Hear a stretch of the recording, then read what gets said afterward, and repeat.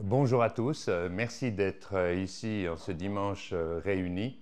Pour moi, c'est un immense honneur que de vous parler parce qu'on est tous liés par des buts communs, à savoir retrouver une vie accomplie au service de nos familles, au service de nos enfants, au service du futur des civilisations dont, je le rappelle, avant de me présenter, les civilisations qui ont un futur sont celles dans lesquelles on est tous égaux devant la loi, devant la Constitution, devant la valeur de l'argent, et j'y reviendrai, et devant la fiscalité.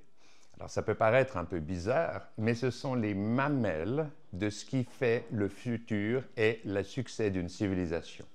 Donc, mais avant d'entrer dans le vif du sujet, on me dit, mais tiens, il fait même de la publicité pour ses chaussures à doigts de pied. Alors, je disais simplement que vos pieds ne sont vos pieds que quand ils touchent le sol en direct. Parce que vous avez des fascias sous les pieds qui envoient une information proprioceptive à un centre médulaire qui est situé au bas de la colonne vertébrale et non pas dans votre cerveau, parce que le système est intelligent, il économise 1 mètre de transmission, donc ça veut dire qu'il vous donne un réflexe de l'équilibre qui est plus efficace quand il est situé en bas de la colonne vertébrale. Et ces fascias ajustent votre position en continu. Alors, je ne vais pas prendre une chaise ici, mais si vous mettez une chaise sur 2 pieds, vous trouverez le point d'équilibre. Oui, mais au moindre souffle, la chaise va revenir sur ses 4 pieds ou tomber. Nous sommes des animaux sur 2 pieds. Donc, ça veut dire qu'en continu, des millions de fois par seconde, vous ajustez votre équilibre. Et si vous filtrez l'information qui permet à votre proprioception d'ajuster votre équilibre, eh bien, vous avez des micro-erreurs qui vont s'infiltrer, toujours les mêmes en permanence. Et c'est ça qui va vous donner de l'arthrose, c'est ça qui va vous donner des articulations déformées. En fait, vous aurez, comme je le dis, des genoux en tonneau ou en X, vous aurez une hanche plus haute que l'autre, puis comme c'est une chaîne, ça se répercutera sur votre colonne vertébrale, vous aurez mal à la nuque, etc. Donc, le fait de marcher pieds nus, et les pères fondateurs de nos religions l'avaient bien compris, à part dans le judéo-christianisme, si j'ose me permettre, mais ils recommandent à toutes leurs ouailles de marcher pieds nus au minimum quand ils sont chez eux. Parce qu'ils avaient bien compris et observé que les personnes âgées qui ont marché pieds nus toute leur vie n'ont pas d'arthrose, n'ont pas de douleurs articulaires dans le dos, dans les genoux, etc. Alors que ceux qui marchent en chaussures sont rhumatismaux, sont mal, etc., etc. Et nous autres occidentaux, on croit que c'est pour des raisons d'hygiène. Mais non, ce n'est pas du tout pour des raisons d'hygiène. C'est parce que les pères fondateurs de ces religions avaient un sens de l'observation qui était certainement plus développé que le nôtre. Ils n'avaient pas les moyens d'investigation technique qu'on a aujourd'hui. Oui, mais ils observaient ce qui se passait. J'arrête là, mais c'est juste pour répondre, c'est marrant. Vous êtes en France, donc ça veut dire que les vidéos n'ont pas été censurées, parce qu'ils ont réussi à les faire censurer en Suisse, mais pas ici, je crois. En Savoie, pardon. Et c'est bien de me remettre à l'ordre, je vous remercie infiniment. Et donc en Savoie, vous n'avez pas été victime de la censure suisse, parce que vous croyez peut-être que les seules victimes sont savoyennes ou françaises. Eh bien non. En Suisse, non. En Suisse, vous avez une liberté d'opinion, mais vous n'avez pas de liberté d'expression. C'est-à-dire que vous avez encore le droit de penser dans votre cerveau et d'avoir une opinion, mais si vous l'exprimez et qu'elle déplaît au système de gouvernance, il est en droit de vous mettre à l'amende, il est en droit de vous séquestrer vos biens et de vous priver de liberté. Et vous pensez encore que la Suisse est une démocratie directe? Non, non, non, non, ça ne fonctionne pas comme ça. Point. Ah non, plus. Ça a été une démocratie représentative qui a relativement bien fonctionné. Elle a même, en pleine montée du nazisme en 1934, en octobre 1934, si ma mémoire est bonne, elle a institué le secret bancaire pour donner un asile fiscal aux gens qui étaient victimes de la répression, qui étaient victimes de la dictature, la future dictature nazie ou autre. Alors, bien sûr, les Suisses sont pragmatiques, et je vous verrai, je le suis, je vais vous parler dans ce sens dans un instant. Mais c'était bien sûr pour donner un asile fiscal, mais c'était pour faire de l'argent. soyons quand même clairs, la Suisse a bénéficié de ça parce qu'elle est instantanément devenue le coffre-fort de la planète. Et quand on est le coffre-fort de la planète, ben, on prend sa commission. Donc ça a assez bien marché. Mais cela dit, il fallait un très grand courage politique, pour s'opposer à la montée du nazisme à l'époque. Maintenant, la Suisse copie les erreurs de tous ses voisins. De nos voisins allemands pour la partie germanophone, de nos voisins savoyards et français pour la partie francophone, etc., etc. Et ce n'est pas véritablement une volonté.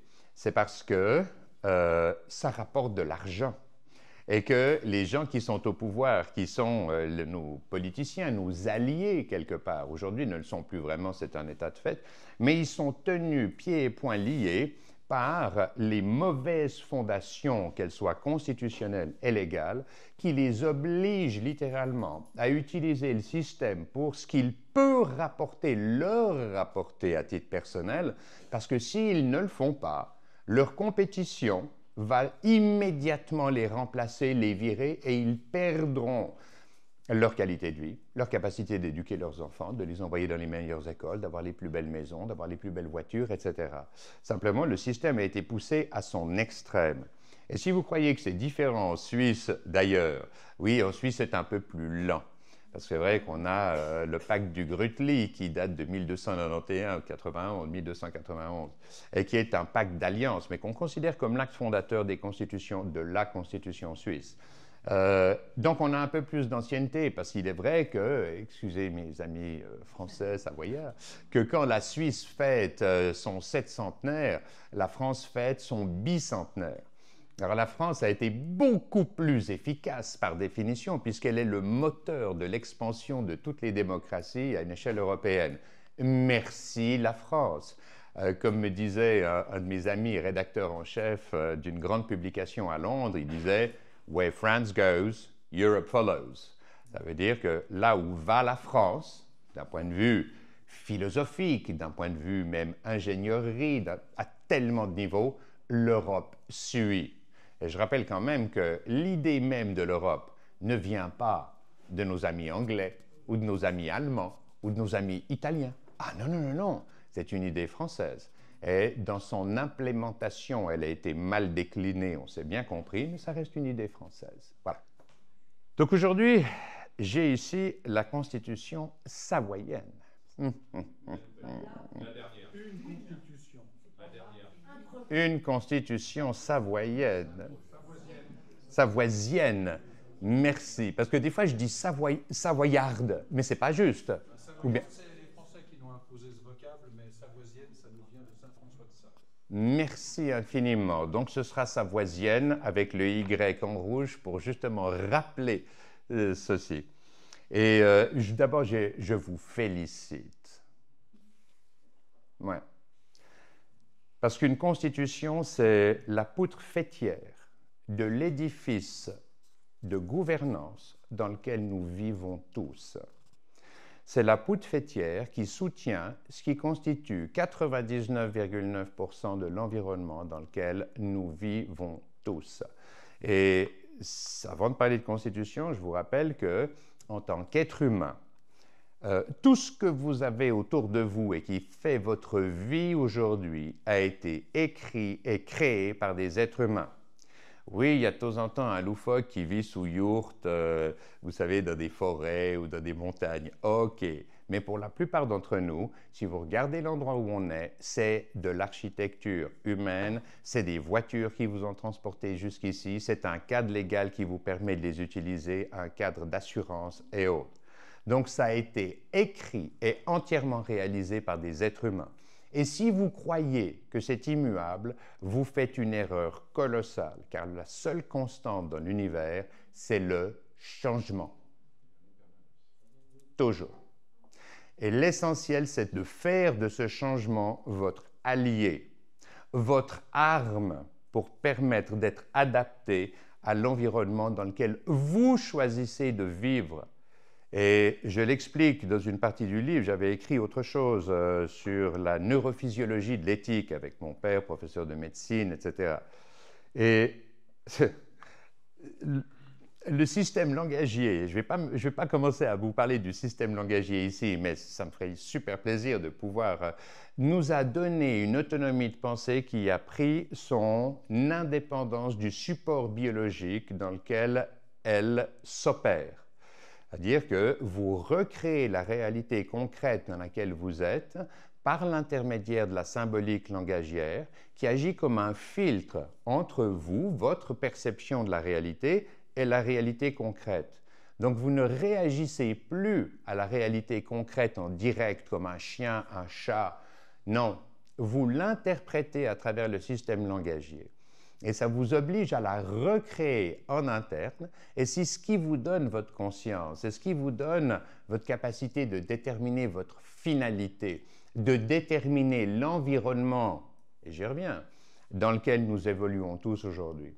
C'est d'une importance totale, parce que ça veut dire que quand on réécrit une constitution comme celle-ci, ou le travail que nous avons fait avec mes partenaires dans 2024, dans le livre 2024, en fait, vous écrivez votre futur, votre présent, mais votre futur est celui de vos enfants.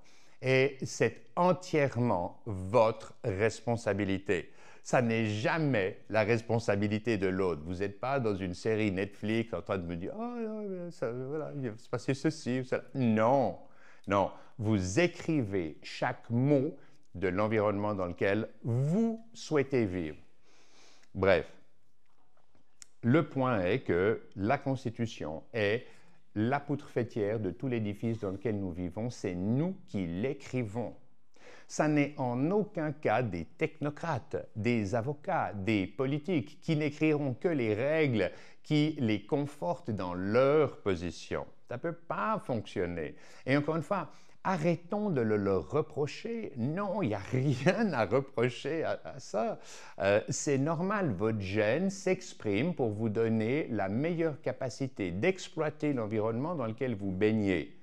Donc ça veut dire qu'à partir du moment où la fondation est pourrie, est-ce que vous croyez qu'en administrant une loi supplémentaire, un médicament supplémentaire, vous allez ramener cet environnement complètement inefficace à votre service? Non.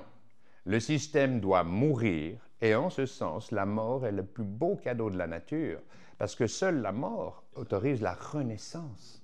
La renaissance, donc le changement, c'est ce que je vous disais il y a un instant. Hein? La seule constante de l'univers, c'est le changement. Faites-en votre allié, votre arme.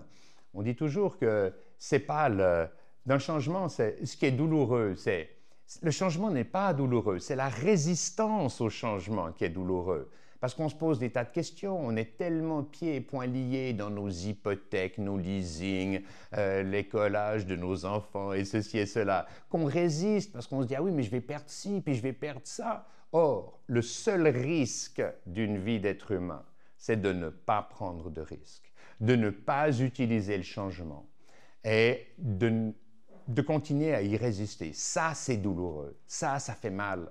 Oui, mais vous ne pourrez pas y échapper. C'est juste comme ça, point trait.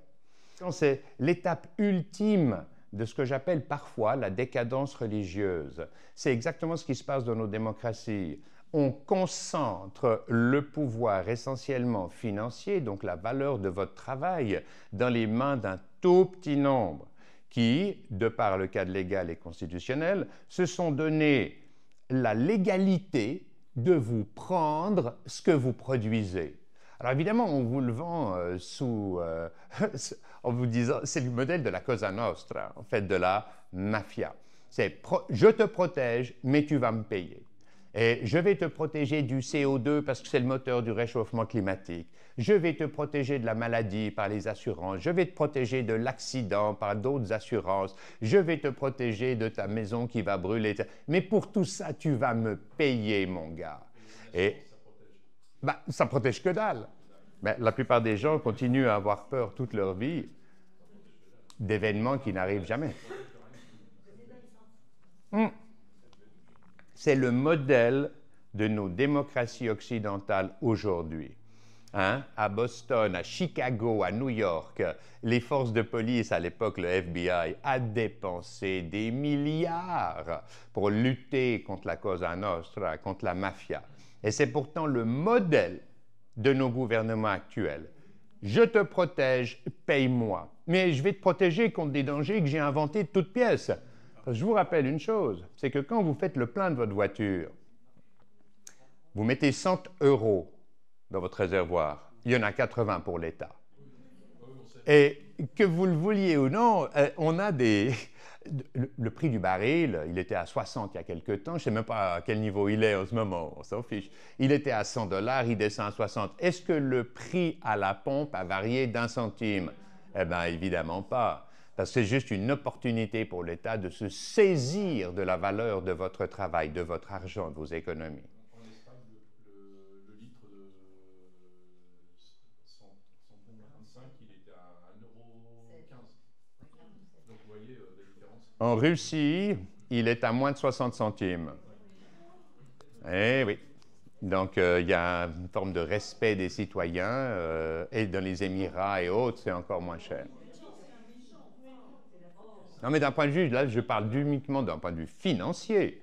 Je dis juste, voilà, nous, on le paye 2 €, les Russes, ils le payent 60 centimes ou 50, entre 50 et 60 centimes. Donc, voilà. Donc, nos États se sont donné la légitimité par environ 110 000 pages de code étatique. De code, ça regroupe le code d'articles de loi, la jurisprudence, le code de procédure, le code civil, le code légal, etc., etc., etc. Mais vous avez 110 000 pages de règles que vous êtes censé observer et qui sont connaître, parce que bien sûr, nul n'est censé ignorer la loi. Et je rappelle que nul n'est censé ignorer la loi, j'en profite, ce n'est pas du tout un proverbe, c'est un concept juridique qui vous dit que vous ne pourrez pas vous abriter derrière votre ignorance pour ne pas être puni si vous enfreignez la loi. De nul n'est censé ignorer la loi, c'est devenu nul n'a le droit de comprendre la loi, parce que c'est ma possession, c'est ce que j'utilise pour te mettre une épée de Damoclès au-dessus de la tête et te contrôler de A à Z. Un code d'articles de loi qui devrait être le seul code, et c'est ce que j'explique dans 2024, qui devrait être le seul code avec la Constitution, accessible à un juge pour rendre justice, doit faire 240 pages, doit pouvoir être lu en moins de 2 jours par un enfant de 7 à 10 ans. Parce que je vous rappelle une chose, c'est que l'avenir de nos sociétés, ce n'est pas un vieux schnock comme moi. Ah non, non, non, c'est mes enfants, c'est vos enfants, nos enfants à tous. Et si l'enfant, dès son plus jeune âge, ne peut pas être exposé et comprendre l'environnement légal dans lequel il devra vivre, vous le privez littéralement dès le plus jeune âge de sa capacité de s'adapter à l'environnement que vous êtes en train de lui imposer. C'est criminel, c'est total criminel. Donc, le juge, on doit rendre son métier au juge, comme on doit rendre leur métier aux médecins, comme je le dis, aux enseignants professionnels. Le juge, il a la Constitution et le code d'articles de loi. La Constitution, elle doit faire 12 pages. Parce que je rappelle une chose, la Constitution, ce n'est pas un outil qui définit des règles.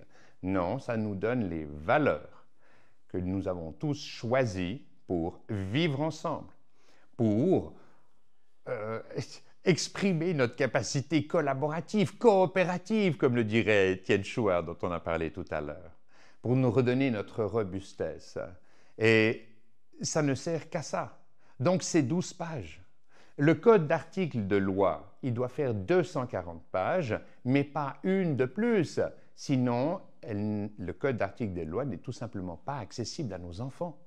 Et ça ne le fait pas, il n'est pas accessible à vous ni à personne. Et tout ça sous-entend une chose très simple.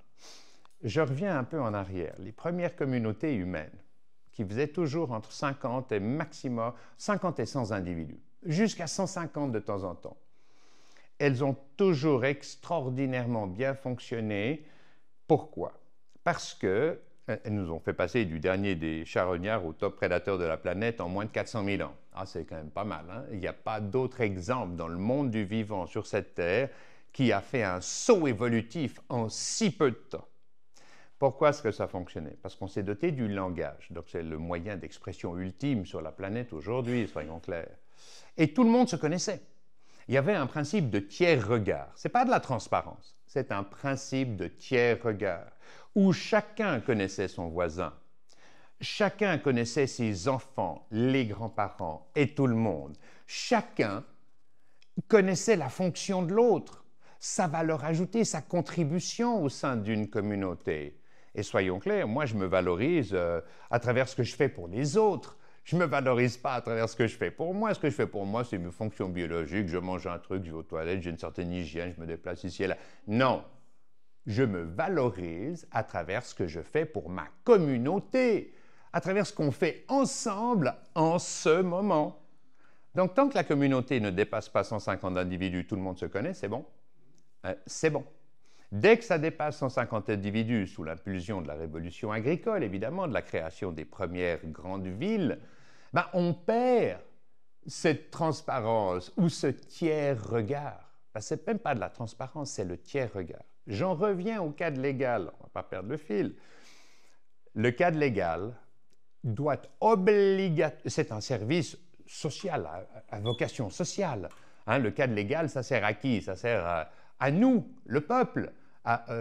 Oui, donc ça veut dire, mais donc tous les services gouvernementaux qui ont une vocation sociale doivent être disponibles pour le peuple. Qu'est-ce que j'entends par là dans le cadre légal? C'est que 4 jours après le rendu d'un verdict, tout ce qui s'est passé dans le cadre de l'amener au verdict en question doit être d'accès public. C'est-à-dire que tous les interrogatoires, tous les papiers, tout ce qui a permis à un juge de rendre verdict doit être d'accès public. C'est vous, c'est nous, à travers nos impôts, qui payons pour le cadre légal. Alors, je vais vous parler d'un concept super simple. C'est que ce pourquoi vous payez vous appartient. Si vous achetez un livre, il vous appartient. Vous avez le droit de le lire, mais vous avez le droit de le mettre au feu. Vous pouvez allumer le feu de cheminée avec si vous voulez. Ça vous appartient. Le cadre légal vous appartient. C'est vous qui payez.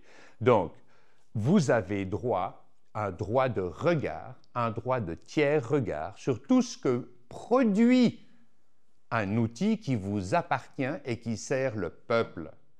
Et c'est absolument indispensable. Pourquoi? Et on en revient aux premières communautés humaines. Eh bien, parce que si le juge rend un verdict basé sur des intérêts financiers, des intérêts de pouvoir, tout le monde verra son vrai visage et il devra vivre dans la honte du regard porté sur lui par tous ses voisins. On le reconnaîtra dans la rue, ça va le responsabiliser. Et le juge, il sait qu'il est observé, que ça va être diffusé, nickel, d'accès public sur Internet. Aujourd'hui, la technologie, il n'y a qu'à voir ce qu'on a là. Merci Patrick, merci Orlin. Eh bien, la technologie est disponible. Les caméras ne coûtent rien, les micros, on en a tous sur nos téléphones portables. Salut, salut, toc, toc. Donc, on peut ramener ce qui a été la fondation du succès des premières communautés humaines au premier plan grâce à la technologie qu'on a là. C'est dingue. Donc, on va le faire. Et pour responsabiliser les juges, eh bien, ils doivent savoir qu'ils sont observés, qu'ils seront eux-mêmes jugés. Et ça fonctionnera de nouveau. C'est une forme d'autorégulation. Parce que vous pouvez venir avec des règles super sophistiquées en punissant les gens en aval des délits commis. Oui, mais si vous avez un système d'autorégulation qui empêche les gens de commettre les délits dans un premier temps, ben, par définition, ça va coûter déjà beaucoup moins cher à la communauté. Et puis les gens hésiteront à aller présenter des affaires juridiques devant le cadre légal s'ils ne sont pas absolument sûrs de leur fait. Parce qu'ils savent une chose, c'est que si c'est juste pour faire de l'argent et puis entuber son prochain, excusez-moi mon vocabulaire, pardon, eh bien, ils seront exposés. On verra leur vrai visage. Tout le monde dit, oh, mais donc, tu l'as vu celui-là, c'est dégueulasse. Parce qu'on a confiance en notre ressenti. Une des caractéristiques de l'être humain, c'est quand même d'être capable de faire ce qui est bon pour nous. Donc, dans n'importe quel environnement donné. Bon pour moi, je fais, pas bon pour moi, oh non, merci, j'éloigne. Et ça, c'est la base même de l'être humain. C'est pour ça qu'encore une fois, on est l'espèce qu'on est aujourd'hui. Donc, si le tiers regard s'applique au cadre légal, eh bien, vous redonnez leur fonction au juge à votre service, à un service que vous payez. Ça vous appartient. Eh bien, c'est ce que vous trouvez dans 2024. Et c'est tellement facile à organiser. Mais c'est, je vous jure, j'en ai parlé à plein de juristes. J'ai des juristes qui viennent de Londres, parce que j'avais envoyé l'article, mon chapitre sur le cadre légal. Ils arrivent chez moi à Verbier, parce que soyons clairs, ils sont les chief legal officers de méga sociétés, etc. Ces gens-là, quand ils vont skier, ils ne vont pas à Champéry, Torgon, non, ils viennent à Verbier, hein, parce qu'ils en ont salement les moyens. Ils arrivent chez moi, je leur offre un café, ils me bombardent pendant 1h30. Ils disent « Mais Pascal, tu ne peux pas faire ça, cadre légal, ils me donnent 28 exemples et tout. » Moi, je suis dans ma tranchée, je ne prends pas une balle, je note. Vous savez, comme les énarques, point 1, point 2. Ah, John, merci. Ouais. Jérémy, oui, super. Et à un moment donné, ils n'ont plus de munitions. Hein? Quand tu tires comme une bête, bon, ben, à un moment donné, tu n'as plus de munitions. Puis moi, là, je sors la tête de ma tranchée, puis je commence à parler. Le Jeremy en question, il me laisse parler du style 10 minutes, à tout casser. Puis il me dit, Pascal, je vous la fais en français, il me dit, Pascal, stop, n'en dis pas plus. Tu as entièrement raison sur toute la ligne. Tout ce que tu écris, c'est d'une telle logique, c'est tellement indispensable, et je te prie de m'excuser de te faire perdre ton temps. La seule excuse que j'ai, c'est l'inertie du système dans lequel j'opère aujourd'hui, et l'université qui m'a mis tout ça dans la tête, mais la simplicité, la logique que tu exprimes dans le principe de tiers regard, dans le fait de redonner leur métier aux juges, au service des citoyens, de rendre transparent l'accessibilité à tout jugement, en fait à tous les services qui ont un caractère social et qui sont au service du peuple. C'est la base de la base de la base. Et on a rigolé, je lui dis « Ok, Jérémy, merci beaucoup. » Et tout. D'ailleurs, ça me donne presque la chair de poule. Peut-être tu revis le moment comme ça, tu te dis « C'est quand même fun. » quoi. Mais c'est la base. Et on va faire ça dans le domaine, bien sûr, du légal, parce que ça vous appartient, mais on va faire ça dans le domaine de la santé. On va redonner leur métier à des médecins qui aujourd'hui passent minimum 30-40% de leur temps à se conformer au process total stérile exigé par la sécurité sociale ou en Suisse les assurances de santé obligatoires. On s'est bien compris. Et en fait, pardon? Ça ne s'arrange pas. Ah mais c'est une monstruosité, une monstruosité. Mais à tel point qu'aujourd'hui, ce sont des sociétés d'assurance qui décident à la place des médecins des protocoles de soins auxquels vous aurez droit ou non en fonction d'impératifs financiers. C'est une monstruosité. Monstruosité. Et je connais des médecins qui ont quitté leur profession, des vieux, mais des jeunes, parce qu'ils n'avaient plus le droit de soigner leurs patients selon leur éthique professionnelle personnelle. C'est une monstruosité. Et tout ça, on a sacrifié tout ça sur l'autel des flux financiers et des intérêts financiers. C'est un état de fait. Ça s'est vraiment concrétisé pendant le Covid. Hein? On n'avait pas le droit de prescrire des choses qui marchaient, qui étaient bon marché.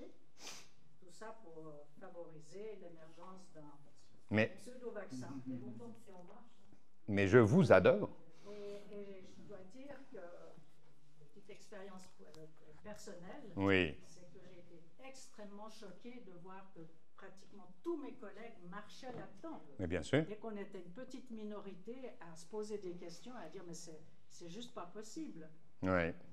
Ben écoutez, j'en ai même fait quelques paragraphes dans le livre, je ne vais pas le retrouver évidemment maintenant, mais où je décris la façon dont rien moins que le président, M. Emmanuel Macron, a été utilisé par l'industrie pharmaceutique pour faire en sorte qu'en prime time, c'est-à-dire à 20h pendant le journal télévisé, ils viennent faire la publicité des firmes pharmaceutiques. Vous vous rendez compte, pour les firmes pharmaceutiques, les Pfizer, Sandoz, Ciba, tout ce que vous voulez, Abbott, Glaxo Wellcome, etc., ils se sont payés rien moins que le président d'une nation occidentale comme publicitaire en chef. Mais je ne vous dis pas les montants que ces mecs-là ont dû toucher en rétrocession. Est une monstruosité, ça se chiffre en milliards, voire en dizaines de milliards. Donc, ils disent qu'en 2021, l'Union européenne a reçu 21 milliards pour corrompre les gens à travers le monde. c'est une évidence. Alors, écoutez, on s'est tous bien compris à ce niveau-là. Donc, ça me donne l'occasion de plonger dans la solution, parce que je ne vais pas continuer à vous décrire les problèmes. Je vous ai déjà dit, prenez ma corde, je vous invite à aller faire un sommet. Ensuite, comment est-ce qu'on rétablit le pouvoir du citoyen? Je rappelle toujours, c'est Demos Kratos, Demos le peuple, Kratos décide. Aujourd'hui, quand tu mets ton bulletin dans l'urne, c'est le moment où tu décides que tu ne décides plus rien, puisque tu donnes cette capacité à ton représentant. Et si tu crois qu'il va véritablement représenter ou s'occuper de ta situation personnelle, tu rêves, parce qu'il a au centre de ses préoccupations sa situation. C'est une évidence. Donc, ce que je dis simplement, c'est qu'on peut chercher les boucs émissaires, on peut chercher à punir, mais ça ne nous approche pas de notre objectif. Non, ce n'est pas comme ça qu'on va faire. On va provoquer l'éveil autour d'un projet supérieur. Et le projet supérieur, ce qui pèse le plus sur un système qui fonctionne mieux, c'est les flux financiers. Et je veux y venir parce que finalement, ce n'est pas ce dont je suis le plus fier dans ma vie, mais c'est comme ça que j'ai fonctionné tout le temps. C'est comme ça que j'ai monté des boîtes, etc. Les flux financiers. De toutes les matières premières vendues à la surface de la planète, j'inclus le béton, le bois, le fer, le nickel, le cuivre, le cobalt, l'uranium, l'or, tout. Il y a 3 choses qui représentent 90%, 90%, excusez-moi, 90% du volume d'échange. Et là, je vous parle à une échelle planétaire. C'est quoi? C'est pétrole, gaz, charbon. C'est l'énergie. C'est votre douche chaude du soir ou du matin. C'est le trajet pour amener les enfants à l'école ou pour amener un patient en ambulance jusqu'à l'hôpital. C'est l'énergie. On a même cette fameuse échelle de Kardashev, je crois, du nom du physicien qui l'a mis en place, qui définit le niveau d'avancement d'une civilisation en fonction de la quantité d'énergie qu'elle est capable de dépenser en un temps T. Et ça fonctionne super bien d'un point de vue thermodynamique, ça marche super, c'est nickel. Ce que je suis en train de vous dire, c'est que l'argent, c'est votre énergie. C'est l'énergie que vous avez mise dans votre travail qui est récompensée par de l'argent que vous pouvez stocker et puis dépenser quand vous voulez. Mais c'est votre énergie au travail qui vous est donnée sous forme d'argent. Donc, l'argent, c'est un flux énergétique que vous pouvez stocker quand vous n'avez pas d'inflation, quand vous n'êtes pas volé par les taxes, par l'inflation, la dette, les impôts directs, indirects et tout ce que vous voulez. Bref, c'est l'énergie. Et la seule chose qui compte in fine dans une constitution, je vous le dis en 3e position, la première chose, c'est de définir les règles constituantes. Parce que si vous n'avez pas de règles constituantes pour pouvoir réviser la Constitution tous les 2 ans, encore une fois, la seule constante de l'univers, c'est le changement. La deuxième chose, c'est de définir à qui s'applique la Constitution. Parce que tu écris une super Constitution nickel, mais OK, il y a des exceptions. Puis il y a ceux qui sont au-dessus de la Constitution. Non. Une constitution s'applique à tous exactement de la même façon. 3. Définir le budget de l'État en pourcentage de la valeur produite par tous les acteurs économiques de la nation. Donc, il n'y a pas des gens qui échappent à l'impôt, il n'y a pas des gens qui ceci, qui cela. Ça me fait tellement rire. J'ai des gens, là, des zouzous qui viennent vers moi et qui me disent « Ah non, mais Pascal, quand même, les gens qui gagnent plus d'argent devraient payer plus d'impôts. » Mais espèce d'abruti, est-ce que tu comprends bien que les gars qui gagnent vraiment de l'argent, ils ont des fondations à Dubaï, aux Bahamas, dans tous les paradis fiscaux, ils échappent de façon systématique à l'impôt. C'est une évidence. Hein? Les iPhones produits en Chine pour moins de 100 balles l'unité, ben, ils sont envoyés en Irlande parce qu'il y a un accord de non-double imposition, et ce qui permet de rapatrier à quasiment aucun impôt les téléphones partout dans le monde et de les vendre entre 1000 et 1500 francs. Et puis vous croyez que ces mecs-là, ils vont payer de l'impôt? Mais attendez, mais non, ça ne fonctionne pas comme ça. Donc il faut impérativement que d'un point de vue constitutionnel, nous soyons égaux devant la fiscalité. Et ça veut dire qu'on va réduire les impôts de tout le monde. Parce que même les gens les plus pauvres aujourd'hui, les gens qui gagnent les plus petits salaires, si vous leur dites, OK, on donne 17% d'impôts à l'État, mais il n'y a plus aucune taxe, puisque le budget de l'État vient d'être défini, once and for all, une fois pour toutes. Donc il n'y a plus de taxe sur l'énergie, il n'y a plus de TVA, il n'y a plus d'impôt sur les successions, il n'y a plus d'impôt sur les gains en capitaux. C'est game over, c'est time out, terminé, c'est bon. Non, on donne tous 17% de la valeur de notre travail à l'État. C'est notre devoir social. Et l'État, quel est le rôle de l'État, in fine? Soyons quand même clairs. Le rôle de l'État n'est pas de s'immiscer dans les affaires de santé, dans les affaires même légales quelque part, dans l'éducation des jeunes.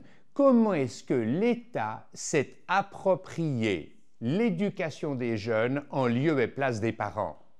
C'est un crime, c'est une monstruosité. Mais c'est parce qu'on vous a fait croire qu'en payant l'État, vous alliez vous dégager de cette responsabilité éducative parentale. C'est un crime, c'est une monstruosité. Donc, l'idée, c'est de redonner dans chaque secteur d'activité humaine leur fonction aux professionnels des activités en question, dans le domaine de la médecine, dans le domaine de l'éducation, dans tous les domaines, dans le domaine de la justice. Les juges n'ont pas à rendre de compte à des politiciens. Non! Mais par contre, ils rendent des comptes à ceux qui les payent. Donc, ça veut dire totale transparence dans tout ce qui a un caractère social et vous n'en sortirez pas. Punir les gars qui ont mal agi, ah ben Dieu sait que j'en ai envie. Hein, moi, je fais 95 kilos pour 1m96. Moi, le système qui me convient le mieux, c'est l'anarchie. Ah ben oui, hein, parce que je vais pouvoir, c'est Nietzsche, hein, j'exprime ma force.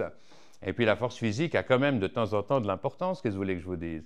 Et c'est affreux ce que je dis, mais c'est comme ça. Oui, mais si on veut intégrer tous les êtres humains pour qu'ils puissent eux-mêmes collaborer à l'édifice de l'ensemble, à ce que nous sommes collectivement, exprimer notre force collaborative. Donc, flux financier, c'est le troisième article constitutionnel. Une constitution doit aller dans l'ordre d'importance des choses qu'elle va régler.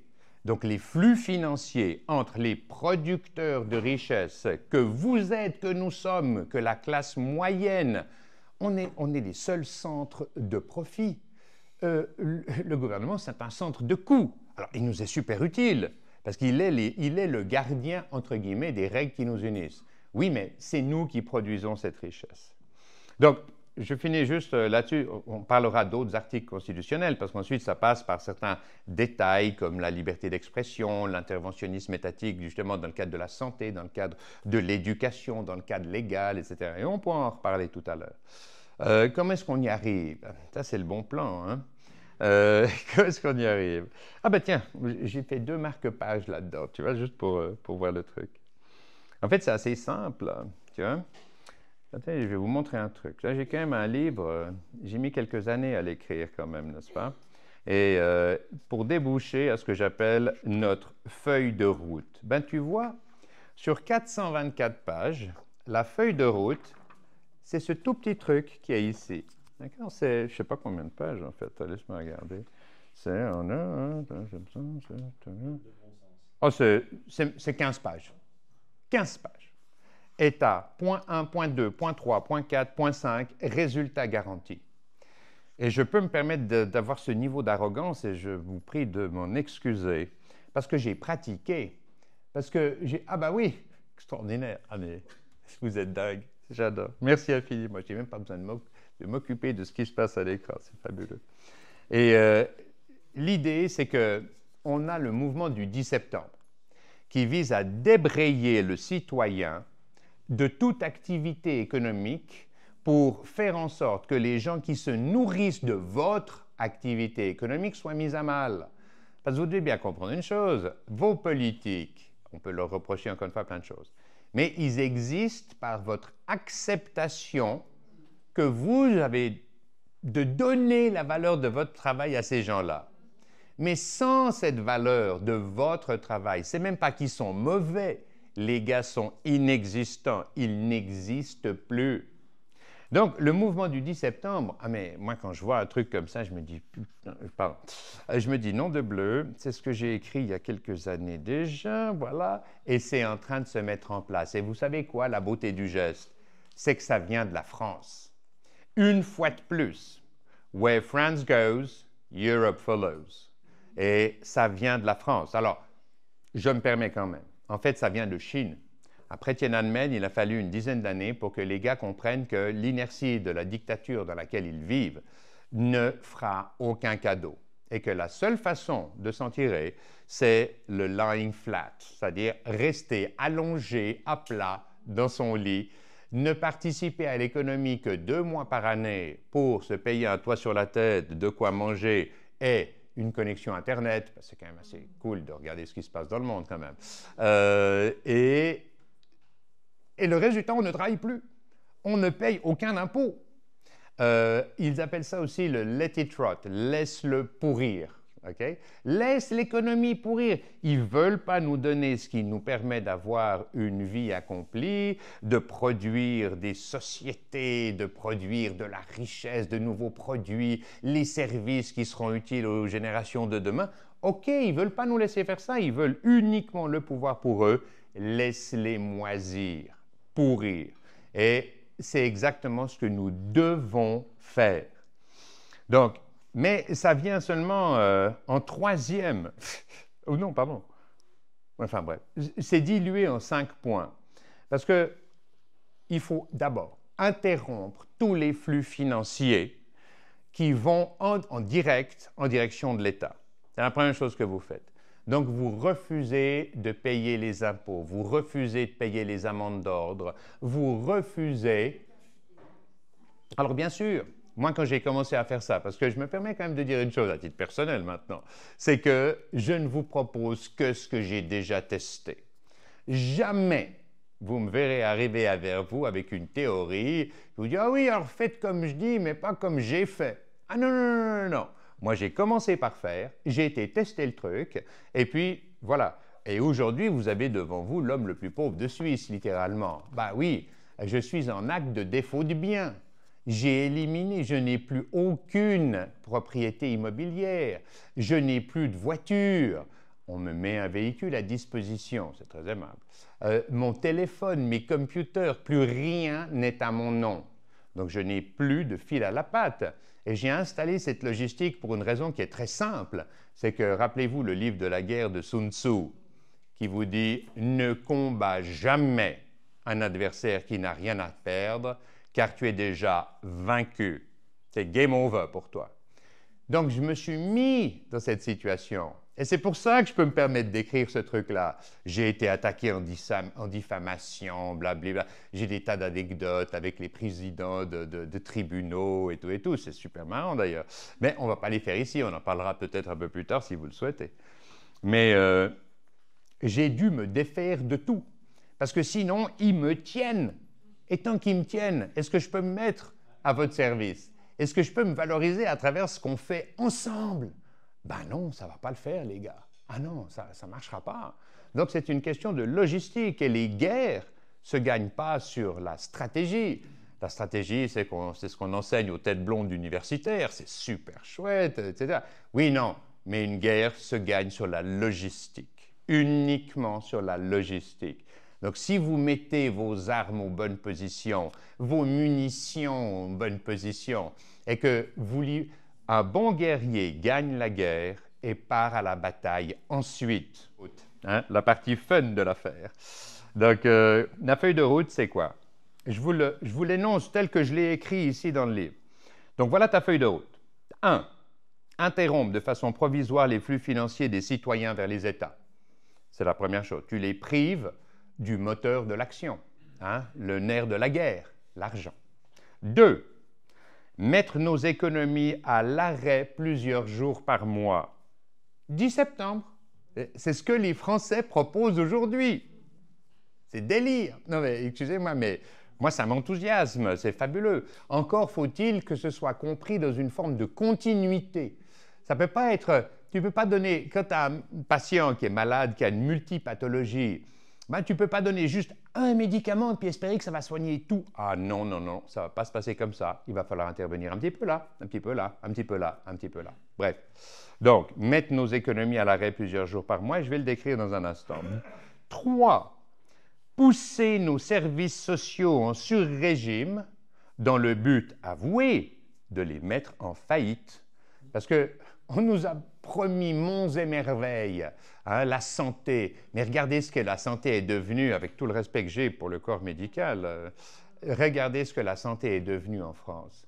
C'est une monstruosité, c'est insensé. Et on peut, dans une certaine mesure, dire la même chose de ce qui se passe aux États-Unis, de ce qui se passe en Allemagne et dans tous les pays du monde. Donc, on va pousser nos services sociaux pour les mettre en faillite. Qu'est-ce que ça veut dire?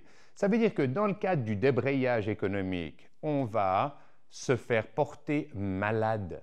On va aller voir le médecin, on va lui parler de ces maux de tête insoutenables, de cette sciatique constante qui m'oblige à rester couché, de cette dépression parce que voilà ma femme, mon mari m'a quitté. On va lui parler de ce que vous voulez, ce qui correspond à votre situation spécifique.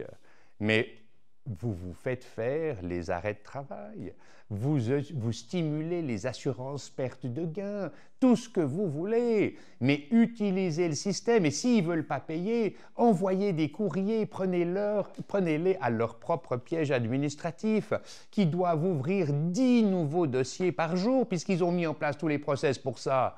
Ben, au moins que vous puissiez les utiliser, ça vous appartient, c'est nous qui avons payé pour tout ça.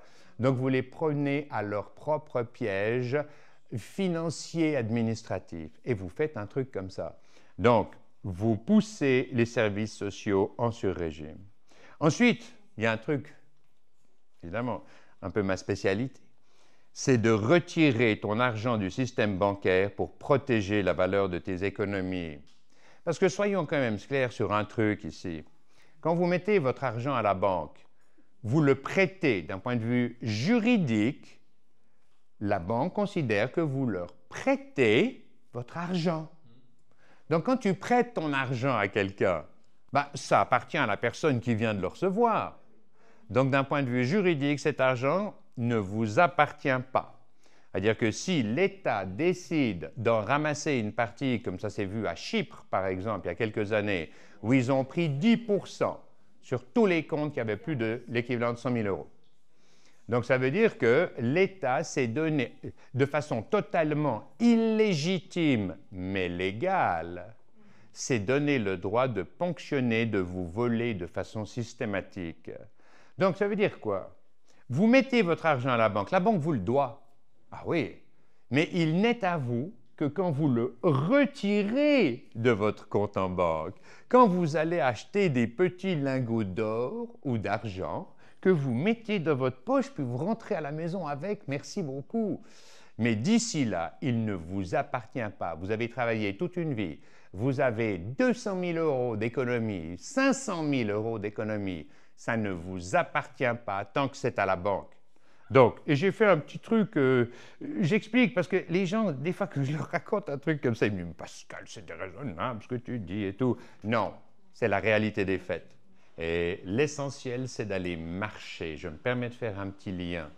la marche est l'arme la plus puissante de l'être humain. La marche, c'est l'arme que l'espèce a utilisée pour quitter le rift africain et aller conquérir absolument tous les environnements que la planète nous offrait. Et la marche, c'est inarrêtable. J'ai été pris une fois dans une foule d'environ 200 000 personnes qui traversaient une ville. Et ça, rien que d'y penser, j'ai la chair de poule. C'était dément.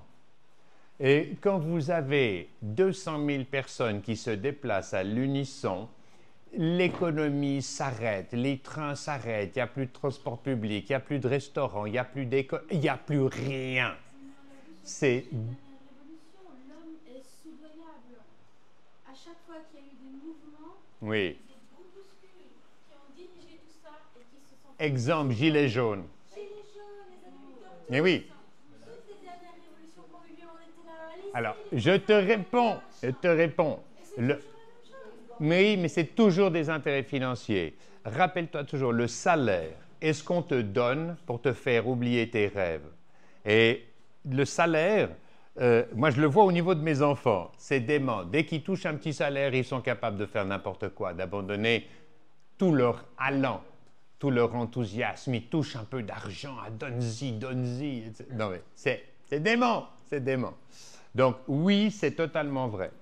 Mais quand tout d'un coup tu tiendras une cause et puis que tu as la feuille de route qui te permet de t'approcher du sommet, eh bien tu verras, les gens vont se rallier, les gens vont s'identifier à ton état d'esprit, à ce que tu veux faire.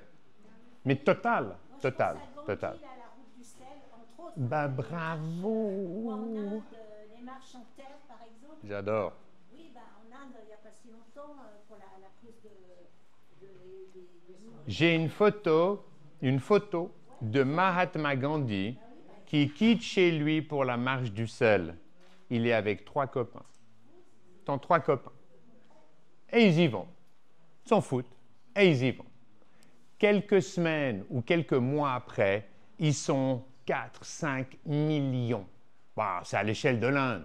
OK, très bien, ils sont 1,5 milliard. Mais quand même. Et c'est inarrêtable. Et qu'est-ce qu'ils ont fait? Pourquoi est-ce que je parle de la marche? Ils ont fait un truc méga simple. Ils ont pris un thème. Moi, dans mon cas, c'est la réécriture de la Constitution. C'est simple. Lui, c'est l'accès au sel. Parce que, évidemment, tous les chefs, les suzerains du Moyen-Âge, de la Naissance, ils avaient la gabelle, l'impôt sur le sel. Parce que si tu ne manges pas de sel, le sel, c'est essentiel pour toi. Donc, si tu ne manges pas de sel, tu vas mourir. Tu es un mammifère. On viendra sur les trucs de santé une autre fois, parce que j'ai plein de choses à raconter qui sont assez marrantes. Donc, Gandhi, il a dit, OK, le sel, on veut du sel. Il a fait la marche du sel pour aller récolter du sel. Les Anglais se sont opposés parce que ça les empêchait de collecter la gabelle. Eh oui. Et ensuite, ils ont été devant les mines de sel indiennes et ils se présentaient en bure, pieds nus. Et il y avait des soldats anglais qui les accueillaient et qui les molestaient. Casser un fémur, les bras cassés, les gars en sang, contre des hommes qui arrivaient, et des femmes, qui arrivaient sans armes, sans rien, et qui se présentaient à leur ennemi du moment. Oui, mais attention, il y a 2-3 journalistes qui étaient présents et qui ont tourné des images. Et les Anglais, natifs en Angleterre, quand ils ont vu les images, ils ont été horrifiés. Ils se sont dit, mais ce n'est pas possible, ce n'est pas notre nation qui se permet de prendre l'intégrité physique de personnes qui demandent juste à pouvoir consommer du sel. Sans sel, ils vont mourir. Et ça a été un tollé général. Et en l'espace de quelques mois, l'Inde et le Pakistan ont retrouvé leur pleine et entière souveraineté. Les autorités anglaises ont tout laissé aller. Eh bien, nous, on va faire la même chose. On crée des révolutions et tout d'un coup, il y a des casseurs qui vont se mélanger. Et le message commence à changer de direction. Alors, regarde-moi en ce moment. J'ai des chaussures à doigts de pied. Et j'en fais une petite anecdote là-dedans. Mais je dis que dans le cadre des marches constitutionnelles, nous marcherons en chaussures minimalistes ou à pieds nus. Parce que les casseurs, tu les reconnaîtras tout de suite. Parce que moi, j'ai passé beaucoup de mois, d'années sous les drapeaux, à savoir comme militaire. Eh bien, j'étais tout le temps un ranger. Ben, parce que quand tu es un ranger, tu ne crains pas de courir à travers un endroit qui brûle, à travers des briques de verre. Tu t'en fiches, tu as les pieds protégés. Si tu viens pour casser, par définition, c'est des professionnels, ces mecs-là, comme je l'ai été. Eh bien, tu mets une tenue d'assaut, je l'ai toujours, je mets régulièrement ma tenue d'assaut, j'ai une personne qui rigole là-bas, que je vais bûcheronner ou que je fais des trucs comme ça par la yourte. Mais je mets des rangers, je mets des vraies chaussures qui me protègent. Eh bien, nous, on marchera soit pieds nus, soit en chaussures minimalistes pour reconnaître les fumiers mandatés par l'État et qui viendront provoquer des destructions de capital, les vitrines cassées, la mise en feu des voitures, etc., pour qu'on puisse les éliminer. De plus, on laissera les forces de l'ordre. Je rappelle quand même, de nos jours, on les appelle les forces de l'ordre, mais il y a quelques années encore, on les appelait les gardiens de la paix. Ah, merci, c'est une très, très grosse différence. Et on laissera ces gens nous prendre notre intégrité physique. Ce sera leur choix de nous la prendre et on diffusera ça sur tous les réseaux.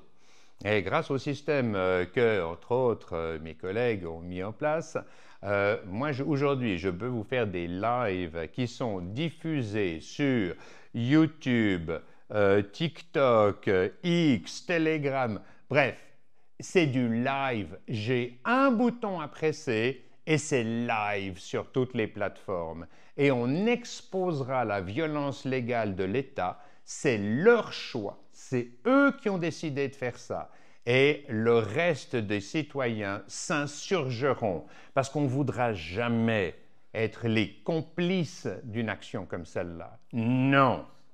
La réponse est non. Et on organisera un sitting autour, à 200 000, 500 000 personnes, on organisera un sitting autour des bâtiments que les gouvernements utilisent pour nous imposer l'esclavagisme dans lequel on vit aujourd'hui. Et je vous garantis le succès. Quand Mahatma Gandhi a mis ça en place, en quelques mois, l'Inde et rien moins que le Pakistan, les deux plus grandes puissances coloniales dominées par la plus grande puissance coloniale de l'histoire de l'humanité, a dû rendre les armes. Mais ce qu'il ne faut pas, le 10 septembre, c'est sortir dans la rue en criant, en brûlant, en cassant. Non, parce que ça justifie la réponse armée de l'État. Ça justifie la réponse de l'État qui consiste uniquement à utiliser la violence légale que le cadre constitutionnel et légal leur a donnée. Et ça, la réponse est non. Le seul pouvoir de l'homme réellement fort, c'est l'absolue non-violence. Ta plus grande fierté, c'est de ne jamais t'abaisser au niveau de celui qui commet l'injustice. Jamais. J'avais mon copain Bernard, président d'économie suisse quand même, hein, et il me dit, mais Pascal, il faut que tu fasses de la politique, comme tu parles, les trucs, les idées que tu défends et tout. Mais je lui dis, mais Bernard, est-ce que tu es tombé sur la tête? Est-ce que tu crois par hasard que je vais m'abaisser au niveau des gars qui m'emprisonnent aujourd'hui, qui volent l'accès à la propriété privée, qui volent à peu près tout ce qu'ils peuvent pour des raisons purement financières? Mais est-ce que tu es tombé sur la tête? Non. Oui, potentiellement, j'aimerais bien avoir comment dirais-je, une action, un impact global. Mais est-ce que tu crois que je vais m'abaisser aux armes utilisées par ceux qui nous emprisonnent pour le faire? Mais je ne peux pas. De toute façon, si je fais ça, eux, ils sont beaucoup plus puissants. Parce que je te rappelle que dans le cadre des Gilets jaunes, ça a été l'excuse pour doter les gardiens de la paix de matériel de grade militaire. Les mecs, ils arrivent, mais attends, pour leur péter la gueule, il faut le même matos qu'eux, au minimum. Et ça, on ne l'a pas. Donc, on oublie. Donc, on s'assoit. On s'assoit. puis on les laisse nous prendre notre intégrité physique et on diffuse sur toutes les plateformes. Et t'inquiète pas, ça atteindra instantanément tous les pays de la planète. Tous les pays de la planète. Et les politiques seront contraints par ça, parce qu'il y aura une telle pression. Et en plus, si on arrive en disant « Non, mais nous, on veut juste réécrire la Constitution au service des citoyens », pas à ton service. Ben, évidemment que ça va marcher.